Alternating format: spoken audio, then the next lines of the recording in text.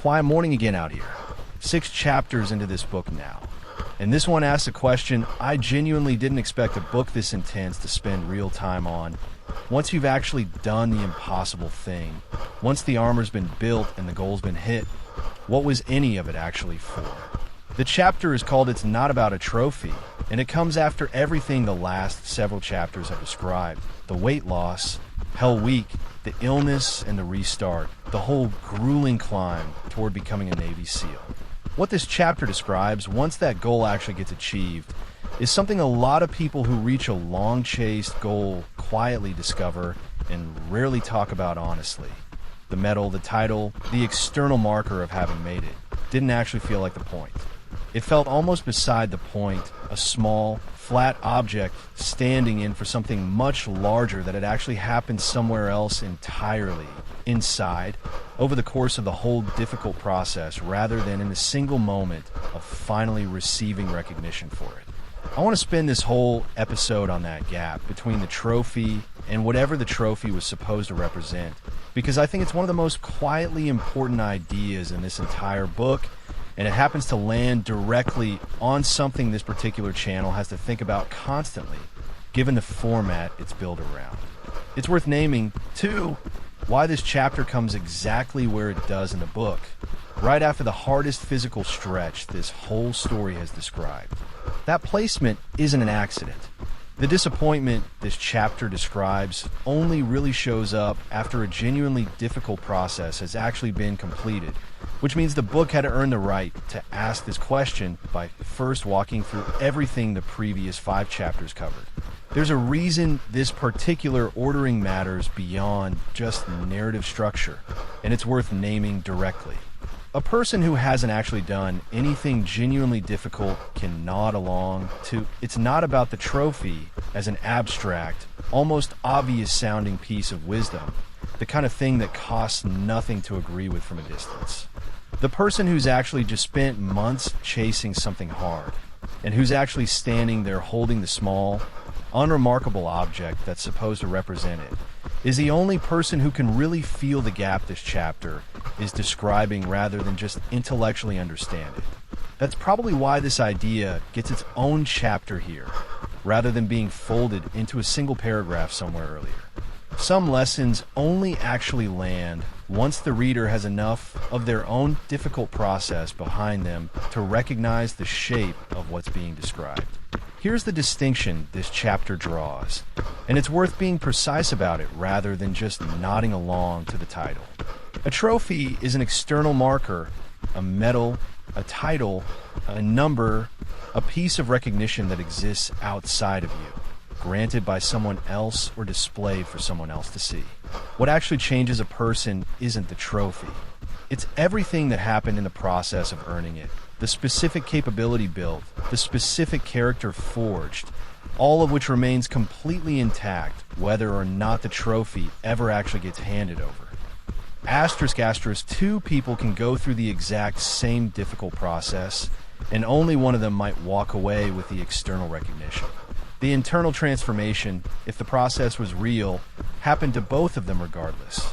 There's a specific detail from this chapter worth sitting with, one that makes the whole idea land more concretely than the general principle alone. The physical object marking graduation from this training, a small metal pin, is genuinely unremarkable to look at, a fact the book itself points out almost with a kind of wry amusement. Months of extreme suffering, and the tangible object waiting at the end of it could be lost in a drawer without anyone noticing. That mismatch between the scale of what the process demanded and the physical smallness of what marks its completion is really the whole chapter compressed into a single image. The pin was never going to be able to hold what the months actually built. Nothing external ever could. I think about that image often now. Whenever a specific milestone on this channel arrives, a round number of episodes, a round number of subscribers, anything that carries the shape of a marker worth pausing on. The honest comparison isn't whether the milestone itself feels big enough to match the effort behind it, because it almost never will, the same way a small metal pin could never feel proportional to months of extreme suffering. The honest comparison is whether the process leading up to that milestone actually built something real, something that would still be there and still matter, even if the milestone itself had never arrived at all. This distinction explains something that confuses a lot of people the first time they experience it directly. Reaching a long-chased external goal and feeling, almost immediately, a strange flatness rather than the triumphant satisfaction that was supposed to be waiting there. That flatness isn't a sign something went wrong. It's usually a sign the goal was being chased partly for the trophy itself, the external marker, rather than for the internal transformation the process was actually building the whole time. Asterisk asterisk the trophy, once it arrives, is just an object. It was never going to be able to hold the weight of everything the process actually built, because it was never actually the same thing as that process to begin with. I want to bring this directly into something personal, because I think this exact gap showed up clearly in this channel's own history. And it's worth being honest about it rather than pretending the channel has been immune to exactly the confusion this chapter describes. There was a specific training goal, mentioned a couple episodes back, a pace and distance combination a doctor had called unrealistic, tracked obsessively over months using the exact system this book's earlier chapters describe. Hitting that goal, when it finally happened, produced real satisfaction genuinely. It also produced, within about a week, a specific kind of flatness I didn't expect, a sense of having crossed a finish line into an empty room rather than the triumphant moment months of tracking it seemed to be building toward. I remember the specific morning that flatness became impossible to ignore about 6 days after actually hitting the target pace. There was no obvious reason for the mood. Nothing had gone wrong. The achievement was real and confirmed by the tracking data this whole series has leaned on from the beginning. And yet standing at the door that morning felt strangely similar to how it had felt on plenty of ordinary, unremarkable days before the goal was ever hit, which was disorienting in a way success wasn't supposed to be. The whole months-long story had implied, without ever saying so directly, that hitting the number would feel like arriving somewhere. It didn't. It felt like a Tuesday that happened to have a slightly better number attached to it. Looking at that flatness honestly, using exactly the kind of accounting this whole series has asked for from the very first episode, revealed something uncomfortable. Part of what had been driving those months of training wasn't just the internal capability being built.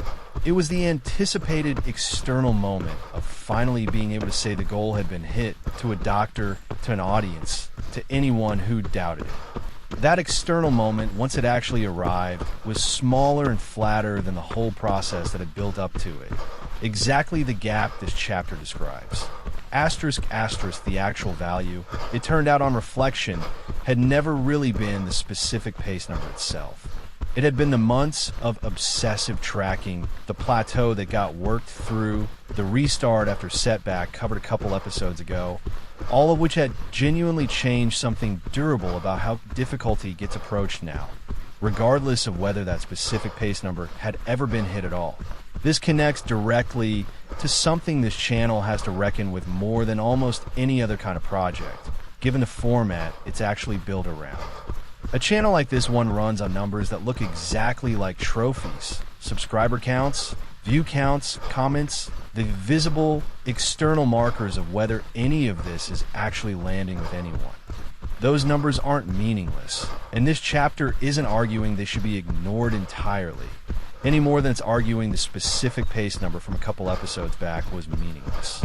But there's a real risk, one I think this chapter is specifically warning against, in letting those external numbers quietly become the actual point, rather than staying what they've always technically been, external markers standing in for something else that's supposed to be happening underneath them.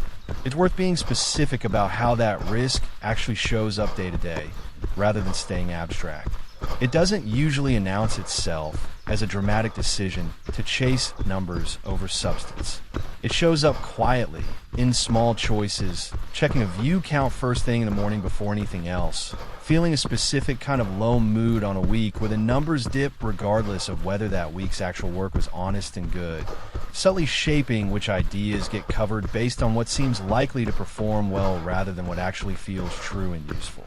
None of those individual moments feels like betraying the project. Stacked together, over months, they're exactly the slow drift this chapter is warning about. The trophy quietly replacing the process as the actual organizing center of the whole thing. The real trophy this channel could chase, if it wasn't paying attention, would be the numbers themselves, growth for its own sake, external validation mistaken for the actual goal. The thing this chapter argues actually matters is everything underneath those numbers, whether the process of making each episode, thinking through each idea honestly, actually building the capability and character this whole series keeps describing is genuinely happening regardless of how many people happen to be watching on any given week. Asterisk a channel that hit every growth target imaginable, while the actual process behind it had quietly become hollow, would have exactly the same flat, empty feeling this chapter describes reaching for the seal trident and finding it strangely smaller than the process that earned it, in a channel that never hit a single growth target, but where the actual daily process stayed honest and real, would have built the actual thing this chapter is arguing matters, regardless of whether any external marker ever showed up to confirm it. There's a boundary worth being precise about here, because this idea can tip into something unhelpful if it gets stretched too far in the wrong direction. This chapter is not an argument against having external goals, targets, or numbers at all. It's an argument against mistaking those external markers for the actual point. Asterisk the specific pace goal from a couple episodes back was genuinely useful, not despite being a specific, trackable external target, but partly because it was one.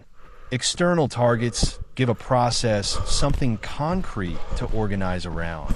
The same way this whole series has argued from its earliest episodes that specific numbers beat vague intentions. The mistake isn't having the target. The mistake is forgetting somewhere along the way that the target was always meant to be a vehicle for the internal process, not a replacement for it. I think this boundary matters enough to state even more plainly, because it's the exact point where this chapter could get misread into something almost opposite of what it's actually saying.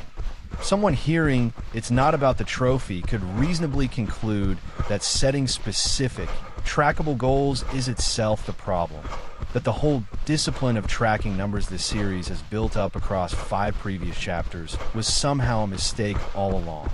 That's not what this chapter argues, and it's worth being direct about the difference.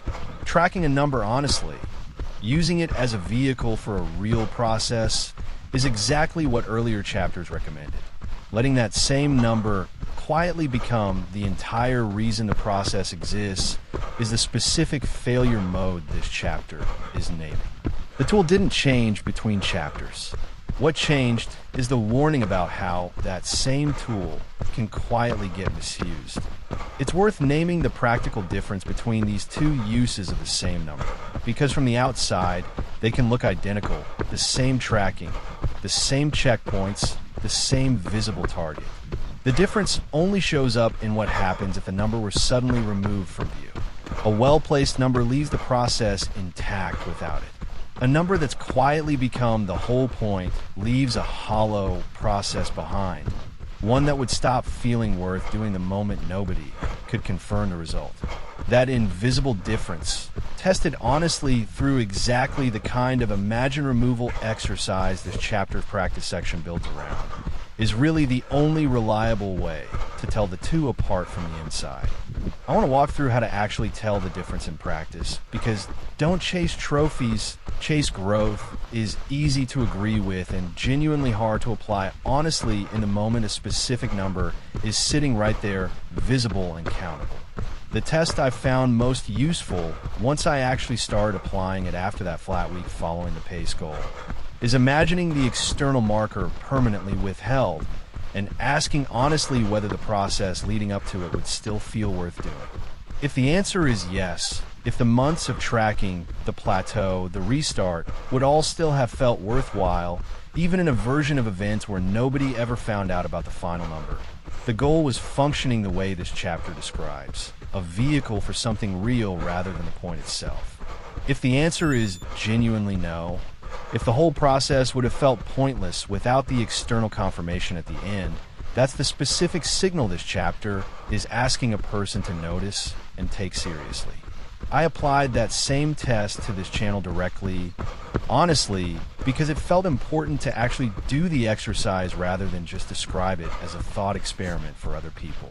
Imagining a version of this project where the view counts and subscriber numbers were permanently hidden, invisible, never checkable. The honest answer was that the actual daily process, the running, the reading, the working through what each chapter actually means, would still feel worth doing. That answer mattered. It didn't mean the numbers don't matter at all. The same way this chapter doesn't argue the trident or the pace number don't matter at all. It meant the actual center of gravity was in the right place, with the external numbers functioning as useful, honest feedback rather than the secret, unacknowledged reason any of this was happening in the first place. I want to be honest that the test didn't come back quite that cleanly the first time I tried it, either, because the first honest answer included a real, if smaller, dependence on the numbers that took a second pass to actually name clearly. There was a specific part of the motivation, not the whole thing, but a genuine slice of it, tied up in the idea of the channel actually reaching people, which is itself a kind of external marker, even if it's a gentler one than a raw subscriber count. Sitting with that honestly, rather than pretending the test came back perfectly clean, felt more useful than a tidy answer would have. The goal here was never to arrive at some pure, numbers-free motivation. It was to notice where the numbers had drifted from useful feedback into something closer to the actual point, and that noticing, even partial, was worth more than a falsely clean verdict either way. So here's what this looks like as a practice, kept to one thing rather than scattered across several. The way this channel has approached every idea across both books so far. Pick one goal currently sitting in front of you, running related or not, that has a visible external marker attached to it, a number, a title, a piece of recognition. Run the withheld marker test directly. Imagine that marker permanently hidden from view, never confirmed, never announced to anyone. Ask honestly whether the process leading toward it would still feel worth doing under those conditions. If yes, the goal is well placed, a vehicle rather than the point.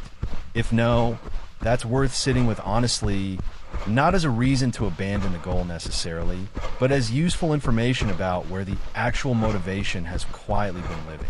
I want to add one specific habit that's made this test easier to apply consistently rather than just once as an interesting exercise. Once a month, alongside the Honest Gap Review covered a few episodes back, ask the withheld marker question about whatever the current main goal happens to be. Motivations shift quietly over time, even for a goal that started out well placed. And a monthly check catches that drift before it's had months to compound into the specific kind of flatness this chapter describes discovering only after the fact. There's a second, smaller habit worth pairing with a monthly check, useful for the mornings in between rather than just the once-a-month review. On any morning where the run feels specifically motivated by wanting to report a good number later, rather than by the process itself, that's worth noticing in a moment, not as a reason to stop or feel guilty, just as a small data point worth being honest about. Most mornings won't show that pattern clearly. The ones that do are worth paying attention to, because a pattern that shows up repeatedly across several mornings is usually the earliest, most honest signal available that the center of gravity has started to shift. I want to add one final practical note, because it's easy to hear all of this and come away thinking the numbers themselves are somehow suspect, worth watching with a kind of low-grade suspicion from now on. That's not quite right either, and it's worth correcting before closing out.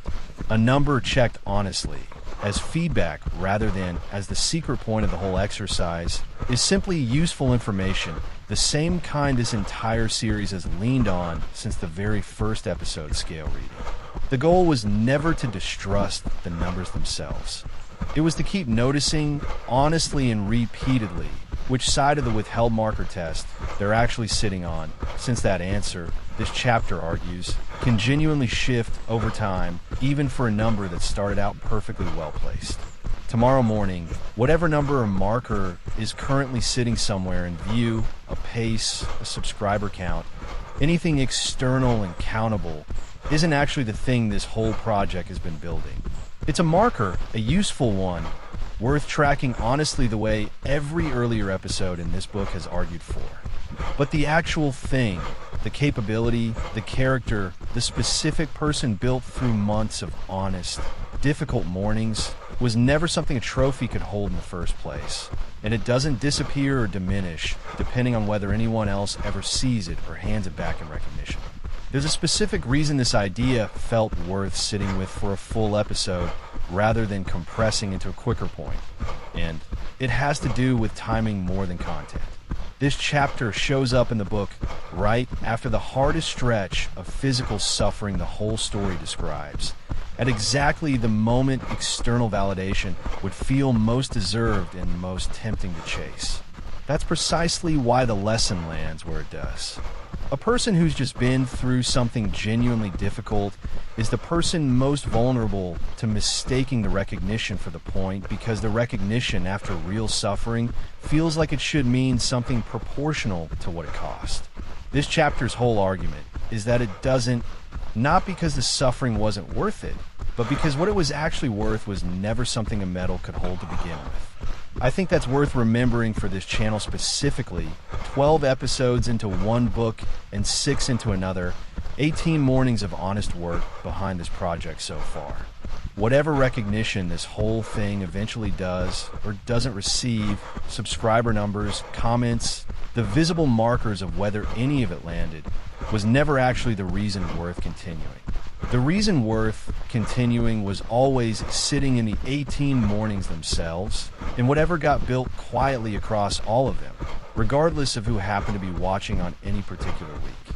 18 episodes is itself a small, almost unremarkable number if it's judged the way a trophy gets judged, a modest line on a page somewhere.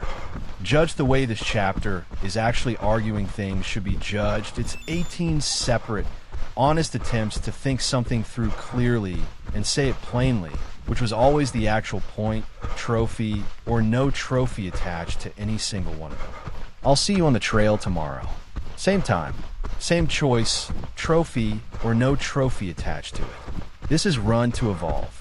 One day, one run, one lesson, no excuses.